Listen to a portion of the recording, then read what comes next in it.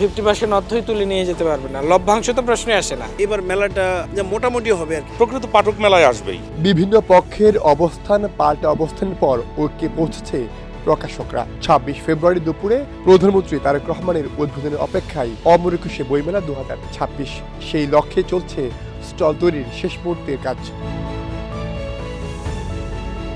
এবারের বইমেলায় থাকছে না কোনো প্যাভিলিয়ন। যেসব প্রকাশনী আগে থেকে প্যাভিলিয়ন তৈরি করেছিল তারও পড়েছে বিপাকে। এখন নতুন করে স্টল তৈরিতে ব্যস্ত তারা। আশা করছেন উদ্বোধনের আগেই শেষ করতে পারবেন কাজ। 5-6 দিন ধরে এরকম কাজ করতেছি, অনেক ভালো চলতেছে, আর কোনো সমস্যা হয় নাই। আর কাজ কামের অনেক সময় দেখা সমস্যা, এই জায়গায় কোনো সমস্যা নেই।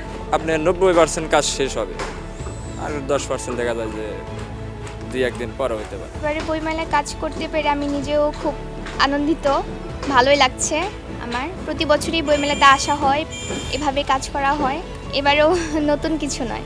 একটা মেলার মধ্যে একটা স্টল নির্মাণ করতে যা যা সামগ্রী প্রয়োজন সব সামগ্রী আমাদের কাছে আছে। আমরা এগুলা মিস্ত্রিদের সময়ের এবং পরিশ্রমগুলো যাতে আরো দ্রুত কাজ করতে পারে সেই জন্য তাদের সুবিধার্থে আমরা এগুলো এখানে স্টল দিয়েছি। বেচাবি না গতবারের তুলনায় এবার স্টল কম হওয়ার কারণে এবার হয়তো একটু স্লো হয়েছে, গতবার আরো ভালো হয়েছে, তাও আলহামদুলিল্লাহ আমরা আশা করছি। বইমেলায় এবার অংশ নিচ্ছে 549টি প্রকাশনী। এর মধ্যে সোহরাওয়ার্দী প্রাঙ্গণে থাকবে 462টি প্রকাশনী এবং বাংলা একাডেমি প্রাঙ্গণে থাকছে 81টি। প্রতিদিন বেলা 2টা থেকে রাত 9টা পর্যন্ত চলবে মেলা। ছুটির দিন বেলা 11টা থেকে উপভোগ করা যাবে মেলা।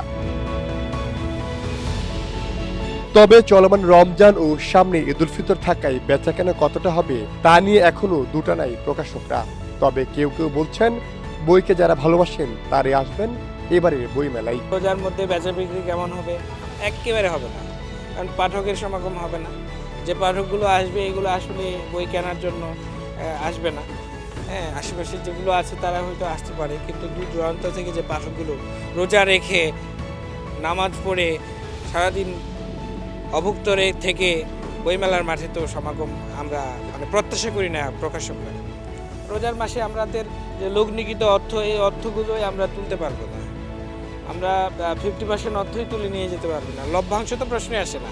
আমরা যেটা লগ্নিকৃত অর্থ ব্যয় করছি একটা প্রকাশনা প্রতিষ্ঠানে একটা বই মেলার জন্য সারা বছরই, এর আপনার 50%ই আমরা এখান থেকে তুলে নিয়ে যেতে পারবো। এটা একটা অনাকাঙ্ক্ষিত বই মেলা বলা যায়। যারা বইপ্রেমী তারা অবশ্যই বইমেলাতে একটু ডুব দিয়ে যাবে আর কি। আর স্কুল কলেজ এখন বন্ধ, আশা করি স্টুডেন্ট যারা ঢাকা থাকে তারাও আসবে। আর কেনাকাটার বিষয়টা যেটা আর কি, যে আসলে বইমেলা প্লাস কেনাকাটা, অনেকেই যারা মধ্যবিত্ত বা ওইরকম আর কি, তারা একটা কনফিউশনে পড়ে যাবে আসলে যে পরিবারের জন্য কেনাকাটা করা দরকার, আবার বই কেনাও দরকার। তো সেই দিক দিয়ে বিবেচনা করে এবার মেলাটা মনে করি আর কি যে মোটামুটি হবে আর কি। আমাদের যে প্রত্যাশা বা যে আশা থাকে প্রতি বছর বইমেলাতে, এরকমটা হবে না আর কি। মেলার পরিবেশ হতে আরও 4 থেকে 5 দিন লেগে যাবে, আর 4 থেকে 5 দিন লাগতো 15 দিনের মেলা, ওই 4-5 দিন পার হয়ে গেলে মেলাই শেষ হয়ে যাবে। যারা বইয়ের পাঠক, প্রকৃত পাঠক, এবার হয়তো ওই অযাচিত ভিড় কম হতে পারে, প্রকৃত পাঠক মেলায় আসবেই। রোজার পবিত্র আবহে শুরু হচ্ছে অমর একুশে বইমেলা। সিএমের সংযম আর জ্ঞানের আলো একসাথে মিশছে এবারের বই উৎসবে। ইফতারের আগে ও পরে পাঠকদের ভিড়ে উৎসবমুখর হবে মেলা প্রাঙ্গণ। সাইমুল হক খান, বাংলাদেশ মিডিয়া, ঢাকা।